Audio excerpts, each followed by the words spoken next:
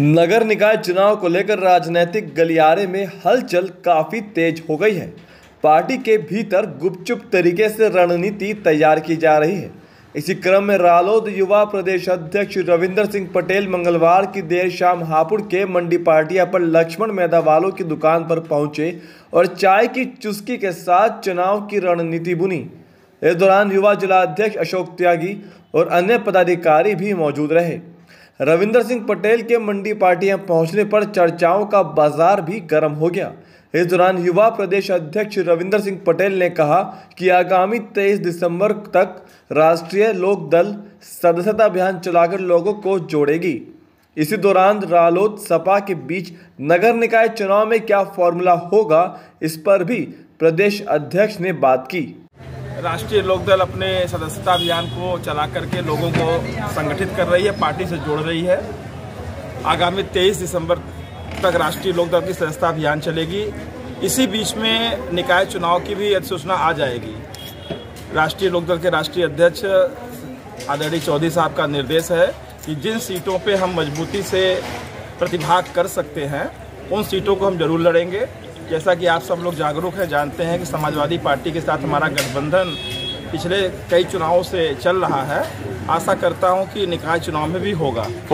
हापुड़ की सीट पे मैं आज सुबह से देख रहा हूं कई दावेदारों की दावेदारी है, लेकिन कुछ भी कहने से पहले मैं ये कहना चाहूँगा कि अधिसूचना लग जाने दीजिए, आरक्षण तय हो जाने दीजिए। जो भी फैसला होगा हापुड़ की जनता के हित में होगा। जो जहाँ मजबूत होगा लड़ेगा। हमारे पास अगर मजबूत दावेदार हापुड़ में है, जैसा कि मैं देखता हूँ, समझता हूँ। और आज इसी क्रम में हम लोग शाम की चाय पे अपने लोकप्रिय नेता के घर पे भी आए हुए हैं। लक्ष्मण मैदावाले जी के यहाँ हम लोग इकट्ठा हुए हैं और पार्टी के वरिष्ठ नेता भी हमारे साथ उपस्थित हैं। जो फैसला होगा, मैं फिर कह रहा हूँ कि आरक्षण आ जाने दीजिए। आरक्षण को देखने के बाद, सूचना लगने के बाद जो फैसला होगा, वैसे भी हापुड़ राष्ट्रीय लोकदल का पुराना आधार वाला गढ़ रहा है। आशा करता हूँ कि हापुड़ की जनता और पार्टी के हित में फैसला होगा। एक और सवाल, आपने आज फटकार भी लगाई और आपने ये भी अपील करी कि सभी कार्यकर्ता जागरूक रहें। देखिए, ये बात तो हमारी पार्टी के धरोहर राष्ट्रीय आदर्श पुरुष श्रद्धेय चौधरी चरण सिंह जी कहा करते थे अपने भाषण में कि जागरूक जनशक्ति ही सबल लोकतंत्र का आधार है। उसी बात को मैंने दोहराया कि हमें जागरूक रहना होगा, हमें अवेयर रहना होगा भारतीय जनता पार्टी के झूठ, फरेब और छल से। क्योंकि जब हमारे कार्यकर्ता जागरूक होंगे तभी वो लोकतंत्र की सही परिभाषा को जनता के बीच रख पाएंगे। लोकशाही हमें मिल गई है, लेकिन जिस तरीके की आधुनिक राजनीति में एकात्मवाद बढ़ा है, जिस तरीके की राजनीति में एक व्यक्ति के पीछे लोकतंत्र खड़ा हो गया है, यह निश्चित तौर पे लोकतंत्र की जो गरिमा थी उसको गिराता है। मोदी और योगी ही देश के भाग्य विधाता नहीं है। लोकतंत्र में सबको अधिकार है, सबको अपनी बात कहने का अवसर मिलना चाहिए, काम मिलना चाहिए। इसीलिए मैंने कहा कि जागरूकता बढ़ाइए, अपने कार्यकर्ताओं से अपील किया, संगठन को बढ़ाइए। और आप सबके माध्यम से भी कहना चाहूँगा कि ये पश्चिमी क्षेत्र है, पश्चिमी क्षेत्र किसानों की राजनीति की राजधानी है।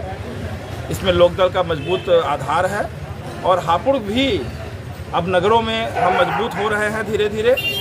रविंदर सिंह पटेल ने कहा कि पार्टी एक मजबूत उम्मीदवार चुनावी रण में उतारेगी। इस अवसर पर लक्ष्मण मैदावालों ने रालोद युवा प्रदेश अध्यक्ष रविंदर सिंह पटेल को मां चंडी महारानी का चित्र भेंट किया।